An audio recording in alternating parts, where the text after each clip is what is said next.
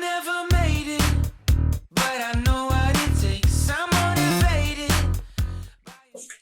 Hola família, desitjo que estigueu bé. Avui us volem explicar que a l'inici del confinament ens vam trobar amb tot l'equip de la Fundació tancat a casa. De fet, com molts i moltes de vosaltres. Això va fer que el que més ens agradava fer s'aturés de cop, i és que no podíem fer activitats presencials.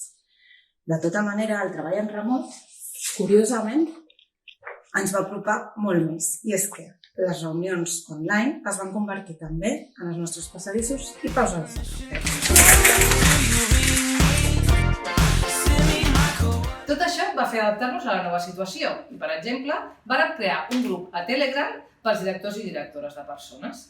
I ens vam adonar que tothom necessitem uns espais on compartir inquietuds.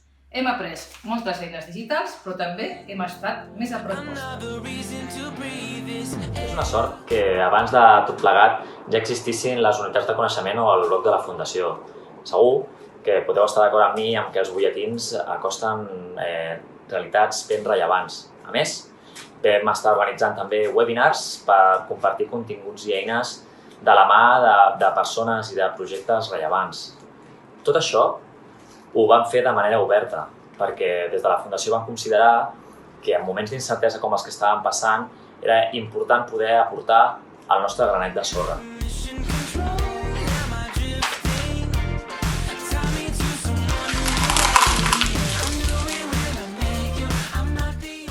Des de fa unes setmanes ja hem tornat a una activitat que s'acosta més al que fèiem habitualment abans de la Covid-19, a les trobades temàtiques, als webinars per a persones associades, a les reunions de directors i directores de persones, al grup de treball de desenvolupament, però ara ho fem en un espai virtual.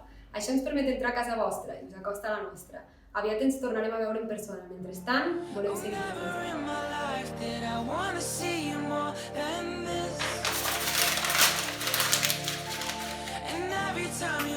Per això, aprofitarem aquests aprenentatges i eines que ja hem incorporat en el nostre dia a dia per mantenir el contacte amb vosaltres.